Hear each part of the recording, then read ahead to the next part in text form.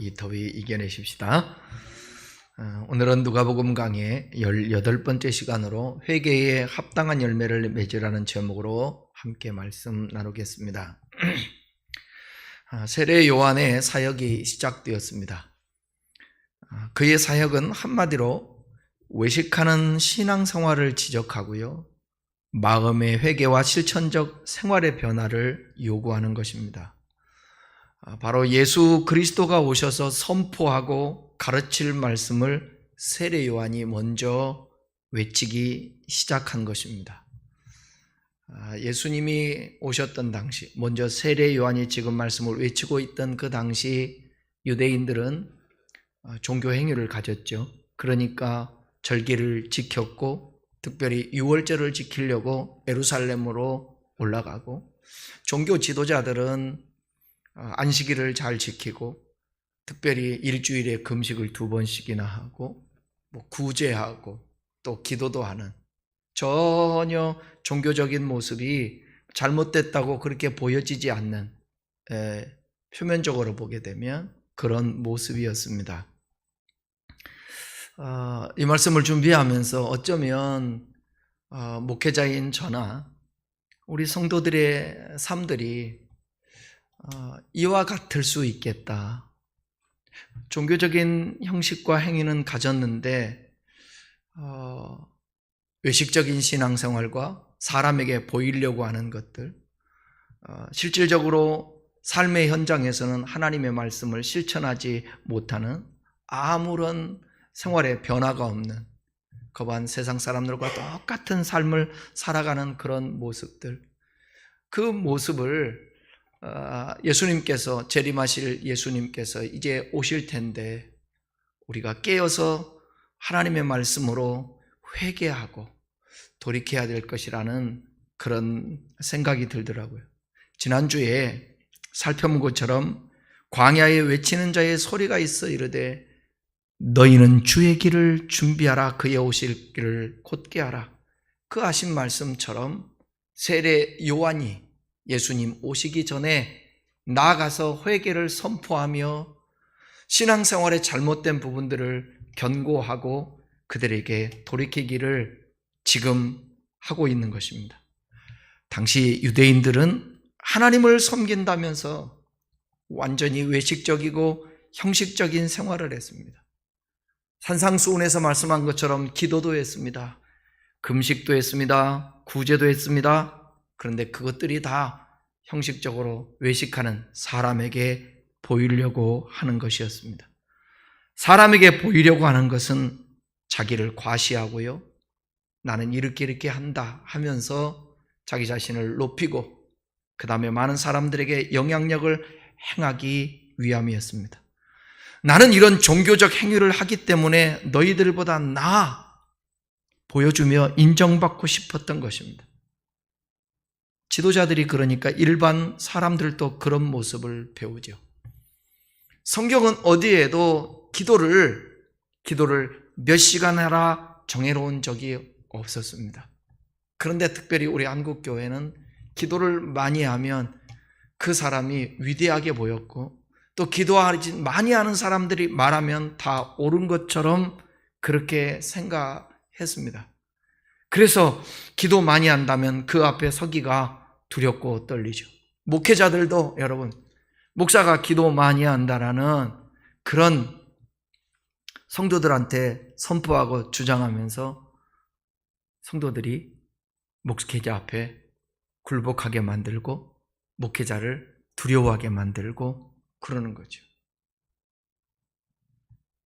그런 것들을 지금 세례 요한도 당시에 유대인들 또 종교 지도자들을 향해서 지적하고 있는 것입니다. 이렇게 잘못된 신앙생활을 하고 있는 당시에 유대인들에게 세례 요한은 이렇게 외칩니다. 7절과 8절을 우리 함께 읽어보겠습니다. 요한이 세례받으러 나오는 무리에게 이르되 독사의 자식들아, 누가 너희 일러 장차 올 진노를 피하라 하더니 그러므로 회개에 합당한 열매를 맺고 속으로 아브라함이 우리 조상이라 말하지 말라. 내가 너희에게 이르노니 하나님이 능히 이 돌들로도 아브라함의 자손이 되게 하시리라. 7절 보시면 세례 요한이 독사의 자식들이라고 호칭한 대상이 누구냐? 여기에서 무리라고 말하고 있습니다. 그러나 똑같은 병행 구절인 마태복음에 보게 되면 마태복음 3장 7절에서는 구체적으로 무리 가운데 한 부분을 말하고 있는데, 부류를 말하고 있는데, 마태복음 3장 7절을 보겠습니다. 요한이 많은 바리새인들과 사두개인들이 세례 베푸는 대로 오는 것을 보고 이르되 독사의 자식들아 누가 너희를 가르쳐 임박한 진노를 피하라 하더냐. 여기에 보게 되면 무리 중에 한 부류를 많은 바리새인과 사두개인이라고 명시하고 있습니다. 실제로 당시 세례 요한에게 나온 사람들은 많은 부류 중에서 귀족들, 또 종교 지도자들이었던 바리새인과 사두개인들은 실제로 여러분 회개의 세례를 받기 위해서 나왔다기보다는 그 당시에 선풍적인 인기를 끌고 있었던 세례 요한의 동태를 살피기 위하여서 나왔을 것입니다. 세례 요한은 이들의 불순한 동기를 갖다가 알고 그들을 향해서 말했던 거예요. 독사의 자식들이라고. 과격한 표현이죠. 그러나 누가는 회개의 세례를 받으려고 이 나온 자들과 세례 요한의 동태를 살피려는 불순한 동기를 가지고 나온 사람들을 구분하지 않고 그들을 향해서 무리로 7절에서 표현하고 있습니다. 그러니까 본문의 무리 속에는 바리새인들과 사두개인뿐만 아니라 세례를 받으려고 나오는 평범한 사람들, 그리고 함께 읽었던 12절과 14절에 나오는 세리와 군인들도 포함하고 있는 것을 볼 수가 있습니다. 누가는요, 회개의 메시지가 바리새인들과 사두개인들과 같은 종교 지도자들뿐만 아니라 당시에 모든 사람들을 다 회개의 대상이고 하나님의 말씀을 들어야 될 사람이라고 말하고 있습니다. 세례 요한이 말하는 그 심판과 구원의 메시지가 종교 지도자들뿐만 아니라 일반 모든 사람들에게도 동일하게 적용되고 강조되고 있다는 것입니다. 그래서 무리라는 표현을 썼는데 오늘 이 시대에도 마찬가지라고. 누구 할 것 없이 오히려 더 예수 믿는다고 하는 종교인들을 향하여서 우리 주님은 오늘 외치고 있지 않을까? 회개하라, 천국이 가까웠느니라. 여기 독사의 자식이라는 표현을 쓰는데 세례 요한뿐만 아니라 예수님까지도요, 위선자들에게 썼던 용어이기도 합니다. 마태복음 12장 33절 34절에서 예수님도 그들을 향해서 이런 표현을 하고 있습니다. 나무도 좋고 열매도 좋다 하든지 나무도 좋지 않고 열매도 좋지 않다 하든지 알아. 그 열매로 나무를 아느니라. 독사의 자식들아 너희는 악하니 어떻게 선한 말을 할 수 있느냐. 이는 마음에 가득한 것을 입으로 말함이라. 여기 독사의 자식들이라는 말은 위선적인 그 유대인들이 표방하는 뭐냐면 아브라함의 자손이란 영광스러운 호칭과는 반대되는 표현입니다. 자신들은 나는 아브라함의 자손이다. 그래서 아브라함의 자손이기 때문에 당연히 우리는 구원받는다. 그런데 그들을 향하여서 독사의 자식이라고 말합니다. 이러한 표현은 매우 격한 감정을 담은 어투인데 마귀의 자식이라는 숨겨진 의미까지 표현하는 세례 요한의 예수님의 독설일 수도 있다는 것입니다. 세례 요한은 유대 종교 지도자들이나 당시에 평범했던 유대인들이 깊이 품고 있었던 스스로 의롭다고 생각했던 나는 아브라함의 자손이다. 그런 사람들에게, 그렇게 생각하고 있는 사람들에게 깨우치고 심판이 임박했다라는 것을 경고하기 위해서 의도적으로 이 표현을 쓴 것입니다. 누가 여러분 이 시대에 목회자가 만약에 세례 요한처럼 설교할 때 모여있는 무리들 가운데 주일 예배 설교를 하는데 독사의 자식들하고 여러분 설파할 때에 그 말을 듣고 통해 자복하며 어찌할꼬 할 사람이 얼마나 되겠냐고요. 내심 마음에 내가 무슨 잘못이 있다고 이렇게 어려운 시기에 신앙생활하면서 나와서 예배드리는데 나를 독사의 자식이라고 목사님이나 잘하세요 이러지 않을까. 아브라함이 우리의 조상이다라고 생각하는 선민의식을 세례 요한은 지금 지적하고 있는 것입니다. 여러분, 선민의식이 무엇이 잘못입니까? 택한 백성이요, 우리로 말하면 주의 은혜로 구원받았다는 것 절대 잘못 아닙니다. 그런 확신이 있어야죠. 또 그런 고백도 하셔야죠. 나는 예수님이 택했다, 나는 구원받았다, 나는 하나님의 자녀다. 그거 고백해야죠. 근데 문제는 인정만 하고 고백만 하지 내가 그리스도인 구주로 고백하며 나의 주인으로 고백하는 주되심의 삶을 살지 않는다라는 것입니다. 하나님의 말씀에 순종하지 않고 하나님 말씀을 가까이 하지 않고 결정적인 순간에 하나님 말씀보다는 나에게 유리한 것들을 선택하며 산다라는 것입니다. 그렇다면 우리는 이런 질문을 해야 되지 않을까요? 그런데 왜 저 사람들은 신앙생활을 저렇게 열심히 할까? 그게 다 자기 목적을 성취하기 위함이라는 거예요. 그렇죠. 우리 연약하니까 하나님 도와주세요. 건강하게 해주세요. 우리 자녀들을 도와주세요. 우리의 소원을 아뢰는 게 뭐가 잘못이겠습니까?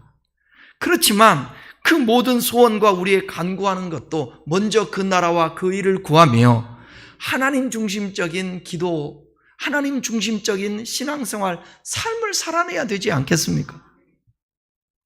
제가 그 얘기하잖아요. 우리가 행복하기를 원하지만 행복보다 먼저 추구할 것은 우리의 경건입니다. 거룩함입니다. 거룩함과 경건을 추구하며 하나님과 올바른 관계가 될 때에 하나님은 우리 도와주지 않을까요? 하나님 우리의 앞길을 인도해 주지 않을까요? 구하기 전에 있어야 될 것을 아시는 주님께서 우리의 필요를 채워주지 않겠습니까? 우리를 도와주지 않겠습니까? 그 당시나 지금이나 종교적인 행위를 갖고 자기 소원들은 그렇게 외치는데 하나님 말씀하는 것은 순종하지 않는 것입니다. 바리새인들과 사두개인들의 증교 지도자들이 그 당시에 결정적인 잘못은 뭐냐면 요한복음 5장에서 말씀하는 것처럼 그들 안에 너희 속에 하나님의 사랑이 없음을 알았도다. 성경이 전체 말하고 있는 가장 핵심적인 단어 하나를 꼽으라면 저는 먼저 하나님 사랑하는 거예요. 그런데 하나님은 사랑하지 않고 그 안에 하나님의 사랑이 없는 가운데 종교적인 행위를 한다. 우리 이 부분들을 여러분 기도해야 돼요. 하나님 사랑을 알고 하나님을 사랑할 수 있게 해 주십시오.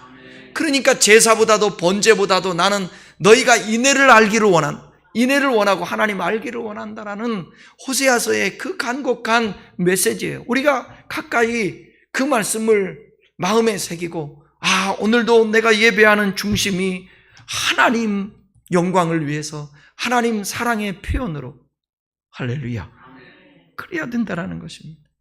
그런데 그들은 나는 아브라함이 우리의 조상이다. 선민이기 때문에 나는 어떻게 해도 구원받을 수 있어. 지극히 율법적이고 종교적인 의식에 물들어 있는 종교 지도자들과 유대인들의 사고와 행위들을 익히 알고 있었던 세례 요한은 본문을 통해서 강경하고 강한 어조로 그들을 향해 지금 질책하고 있습니다. 특히 바리새인들과 사두개인들이 아브라함을 조상으로 가지고 있는 것에 대해서 자긍심을 느끼고 있음을 보여주고 있습니다. 여러분, 종교적 신분적 특권의식에 사로잡혀 있으며 아브라함의 육체적 후손이라는 사실이 종말에 있을 진노로부터 비껴게 할 것이라고 생각하고 있었던 그들, 오늘 우리들도 나는 예수 이름을 부르고 있으니까, 나는 교회 다니고 있으니까, 나는 그리스도이니까 예수님 오시면 구원받을 거야. 아니요, 성경 말하지 않습니까? 신부에게, 열처녀에게 말하기를 기름 준비하고 있어라. 깨어 있어라. 예비하고 있으라. 우리들도 그래야 되는 거예요. 목회자로서 목사들을 많이 만나 함께 교제하고 하나님 말씀을 나누고 그렇지만 정말 우리 지도자들이 성도들이 거룩함을 추구하기보다 어떻게 하면 다른 사람에게 영향력을 끼치고 다른 사람에게 인정을 받을까?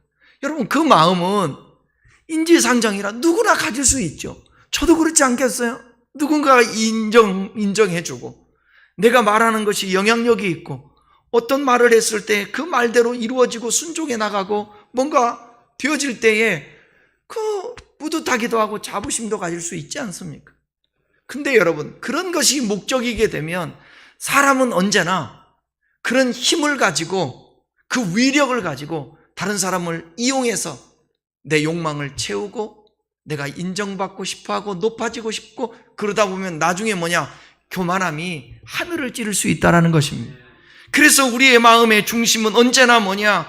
특권의식, 신분적 특권의식, 소유의 어떤 그 자부심, 자랑이 아니라 화물과 저로 죽었던 우리를 예수 그리스도께서 구원하시고 하나님의 자녀 삼아주시고 지금 죽어도 영생이고 언제 예수님이 재림해도 주님을 맞이할 수 있는 거룩한 성도가 될 때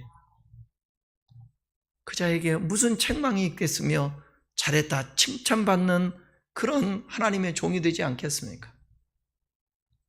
살아보니까 물질이 없으면 사람들은 비굴해져요. 통장에 잔고가 없으면 늘 언제나 불안해져요.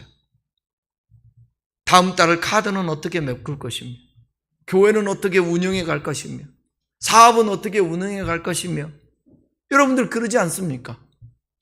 경제적인 어려움이 있고 이자는 높아지고 있고 당연히 여러분 걱정 근심이 생길 수 있죠.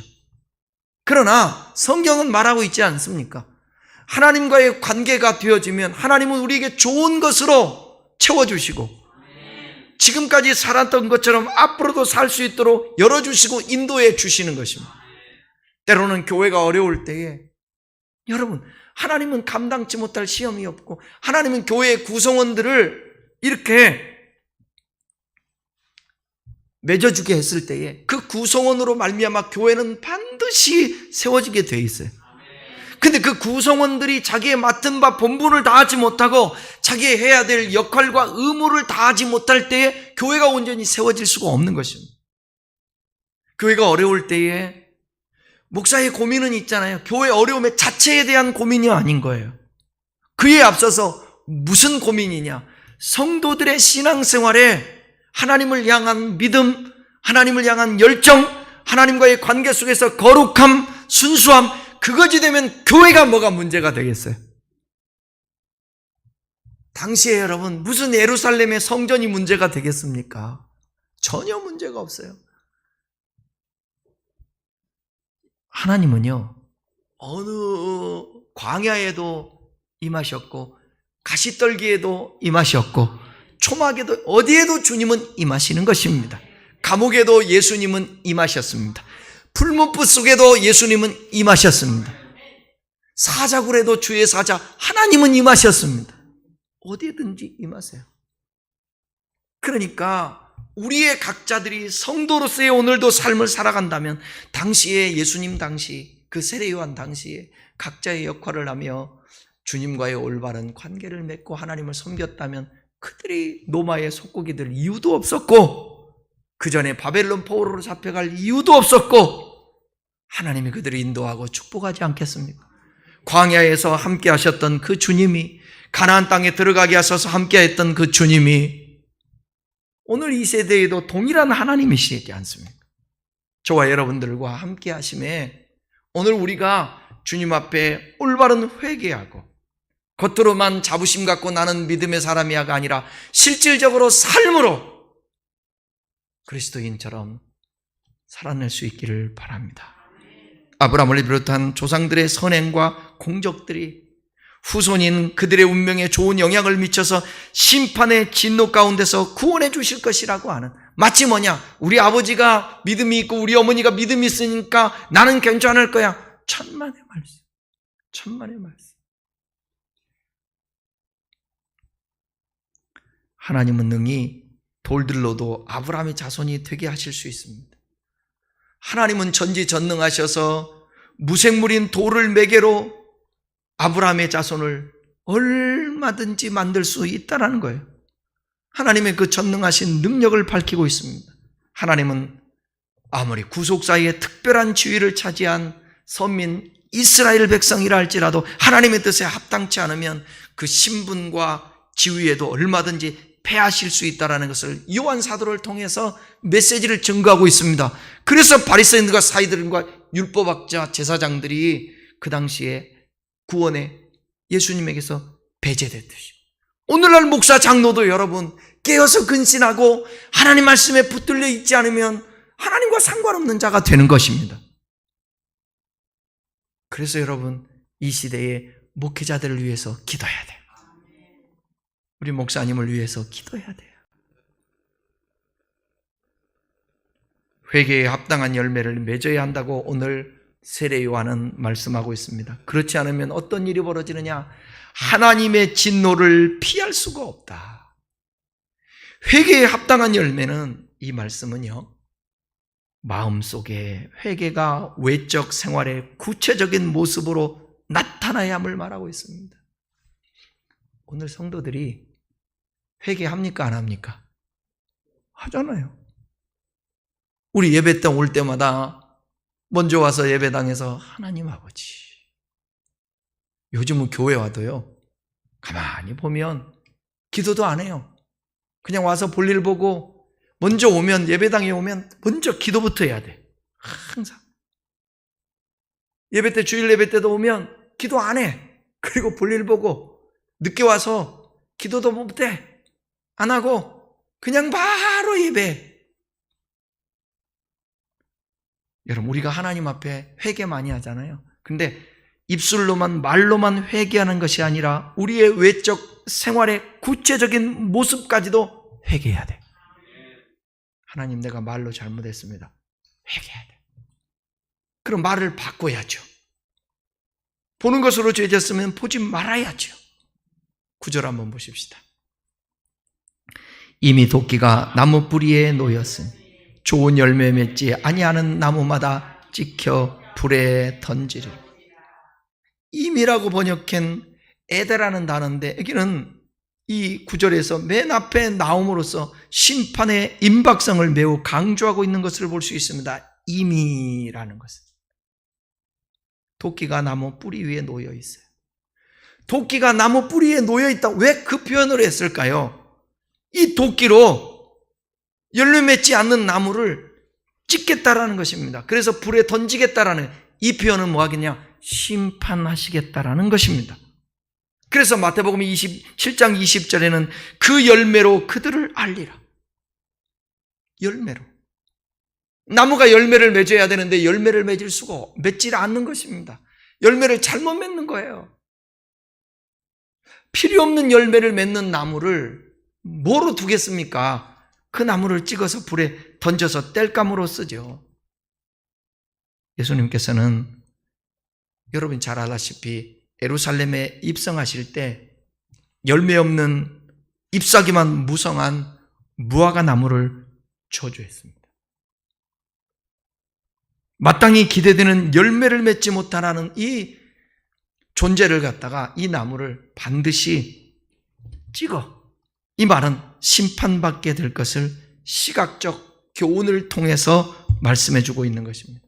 하나님은요, 이스라엘을 당신의 백성으로 선택하시고 하나님의 공의와 거룩함과 사랑이라는 열매를 맺어서 이방 사람들에게 빛을 비추기를 원했습니다. 그런데도 불구하고 그 기대에 실망인 거예요.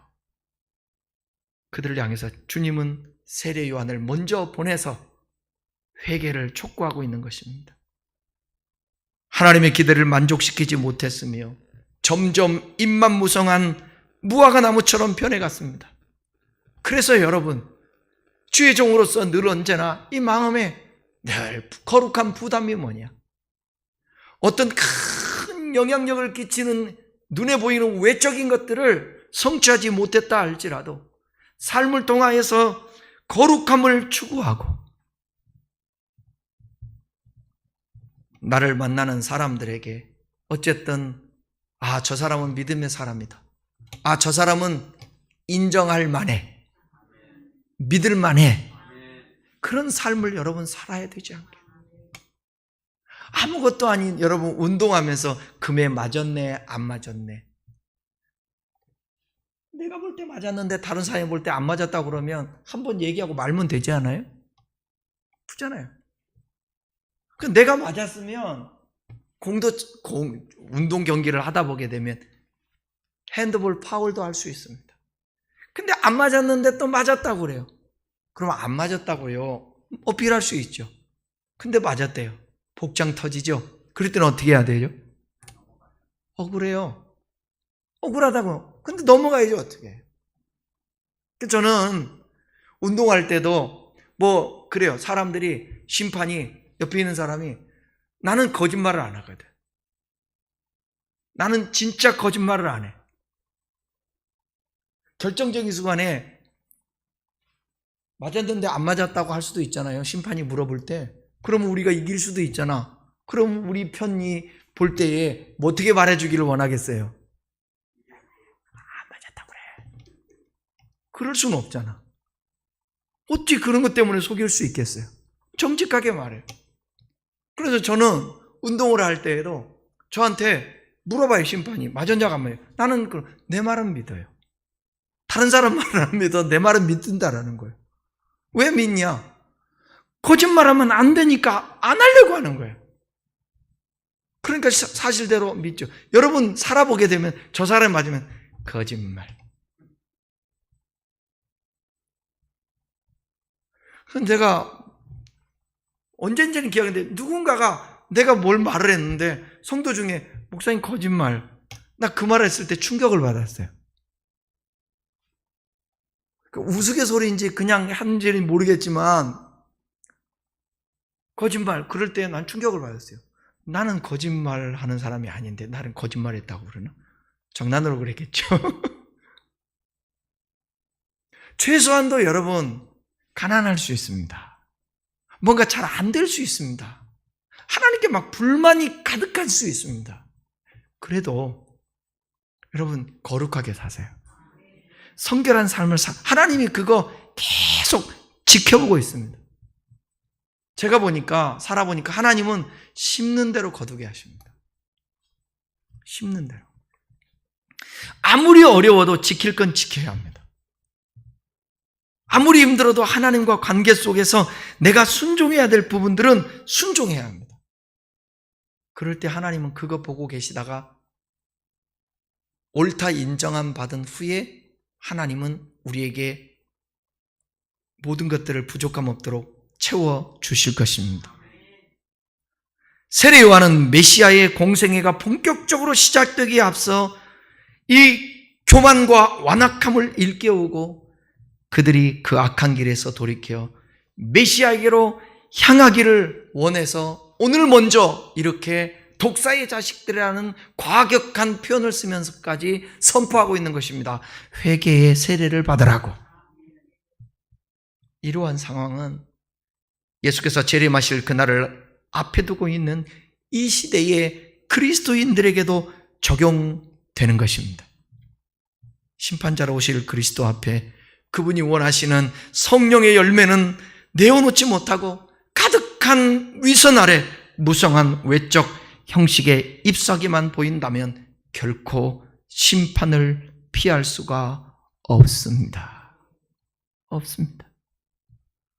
요즘 이 시대가 얼마나 음란한 시대인지 몰라요. 너무너무 음란한 시대입니다. 그 음란함이 하늘을 찌르고 있고 그것이 교회까지 들어와 있고 그것이 목회자들에게까지 들어와서 스캔들을 일으키고 성도들에게 상처를 주고 아픔을 주는 이 거룩하지 못한 이 모습으로 목회를 하고 교회가 움직이고 있고 그런데 예수님이 재림하실 때 여러분 주님은 선악간에 다 심판하실 하신다고 말씀하고 있습니다. 아멘이죠.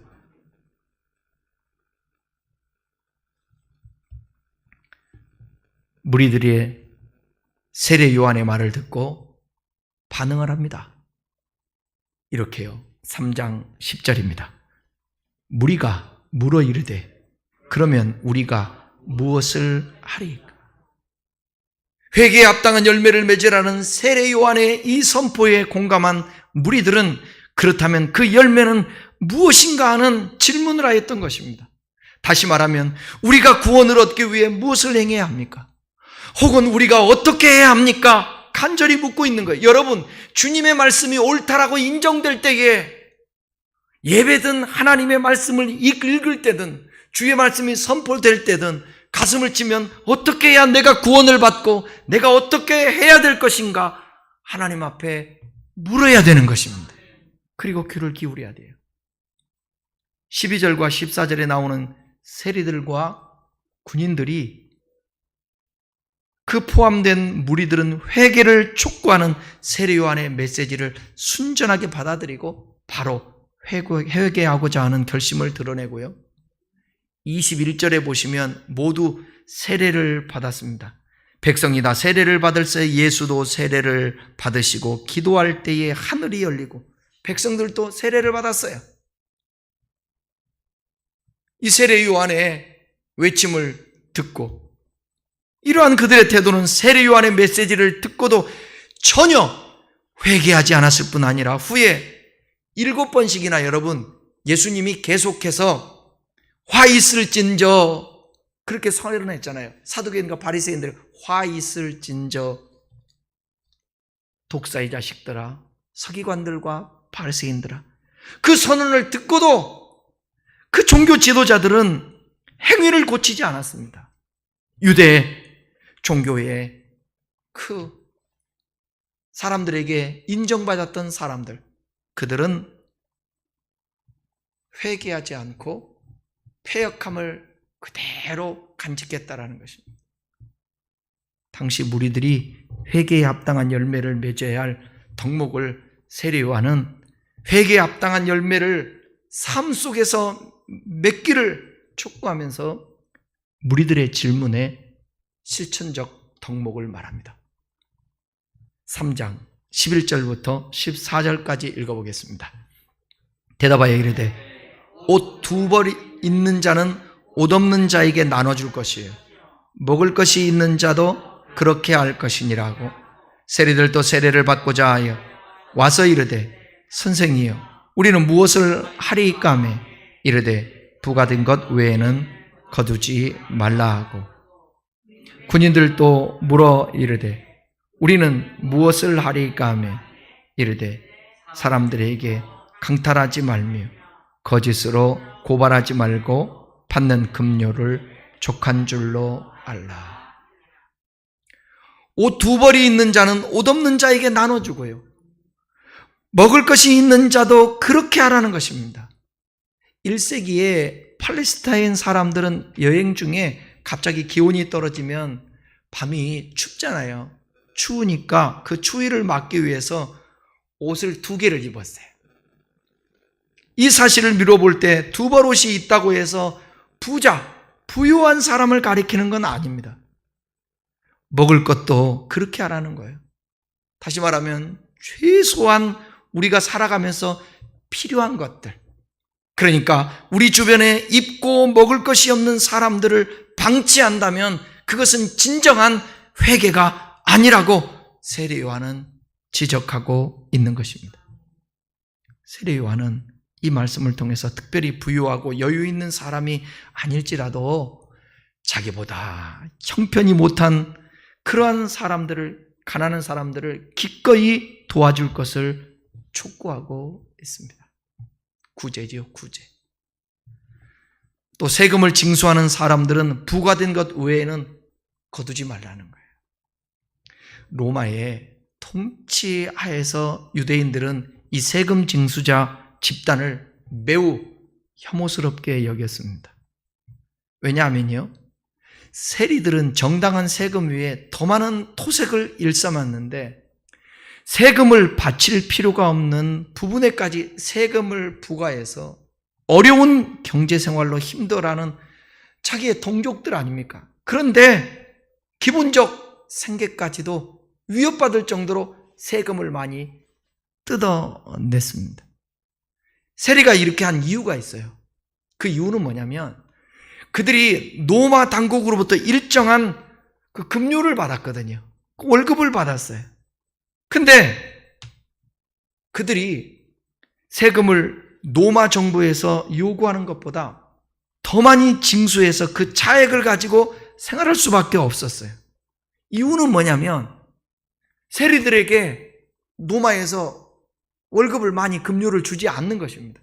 그러니까 조금 모자르니까 모자랐다고 생각하니까 그냥 뜯어내는 거예요. 그리고 착복하는 것입니다. 이런 이유로 당시의 유대인들, 종교 지도자들은 세리를 향해서 불결한 사람들이다. 그렇게 아무리 너희들이 돈을 많이 불법으로 세금을 받아가지고 너희들이 주의 제단에 드린다 할지라도 그거 받지 않겠다 하고 세리들을 그 당시에 멸시했던 것입니다. 더 많은 이익을 챙기며 자기들의 배를 더 채우기 위해 토색을 서슴지 않았던 이 세리들,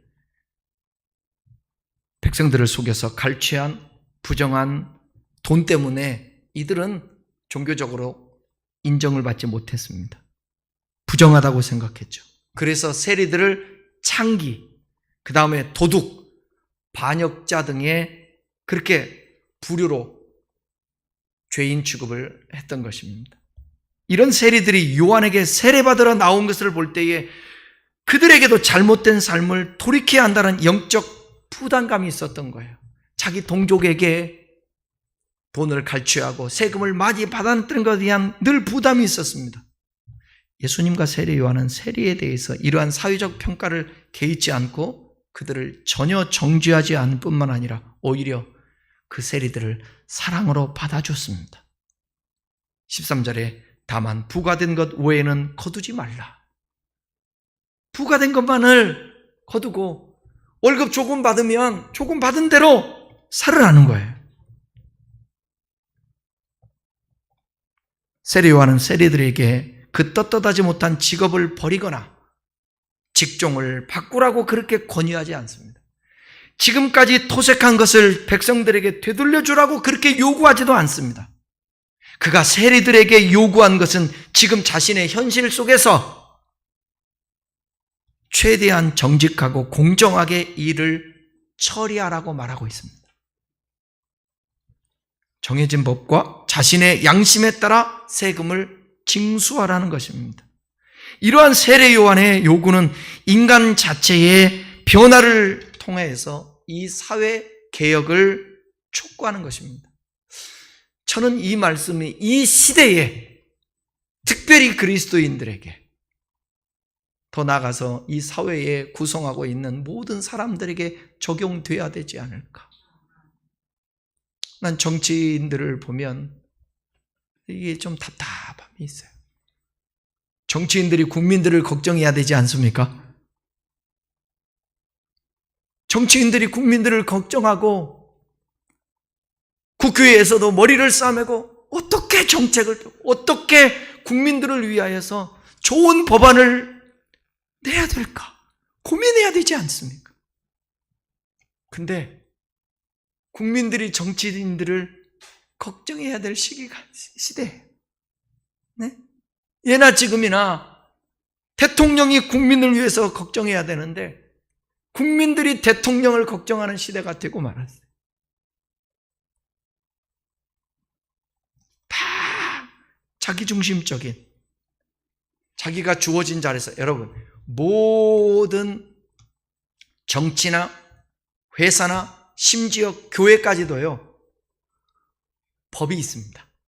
헌장이 있고요. 나라는 법률이 있고 헌법이 있고 회사들은 내규가 있습니다. 그 내규대로만 법대로만 하면 문제될 게 아무도 없습니다. 아무것도 없습니다. 편법을 쓰고요. 불의를 행하고 그러니까 그렇게 되는 것입니다. 세례 요한의 요구는 인간들이 가지고 있는 이 속에 불의한 생각을 개혁하고 변화시키라는 것입니다. 후에 여러분들이 잘 아는 누가복음에 보게 되면 그 여리고의 세리장 누구 있죠? 뽕나무에 올라갔던 삭개오가 있잖아요. 이 삭개오는 세리였는데 특별히 예수님을 만나서 그 자신이 변화됩니다. 그리고 스스로가 고백을 해요. 내가 만일 네 것을 토색한 일이 있으면 4배나 갚겠습니다. 또 내 소유의 절반을 팔아서 가난한 자들에게 주겠습니다. 그렇게 하면 고백을 하고 실질적으로 진정한 회개의 모범을 보여준 것입니다. 군인들은 강탈하거나 거짓 고발하지 말고 받는 급료로 족한 줄 알라는 거예요. 군인은요, 그 당시에 베레아에 주둔했던 사람들, 특별히 헤롯 안티바의 병력이거나 유대 지역의 치안을 담당했던 그런 군인들이었습니다.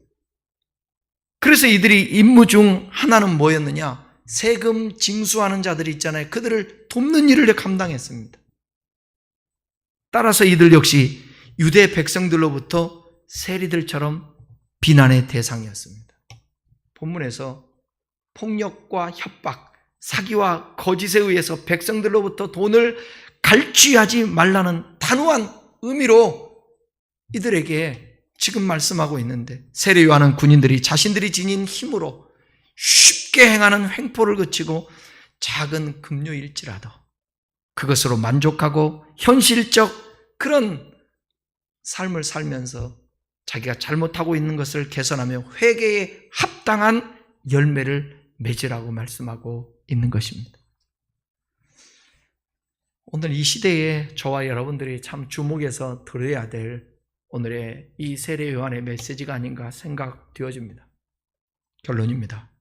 회개에 합당한 열매는 말로만 하는 회개가 아니라 우리의 삶에서 진실로 잘못된 것이 있으면 개선하고 고쳐나가고 돌이키는 것이 진정한 회개에 합당한 열매인 것입니다. 오늘 본문의 말씀처럼 삶 속에서 벌어지고 있는 종교적, 직업적 잘못된 것들을 돌이키고 개선하는 저와 여러분 됐으면 좋겠습니다.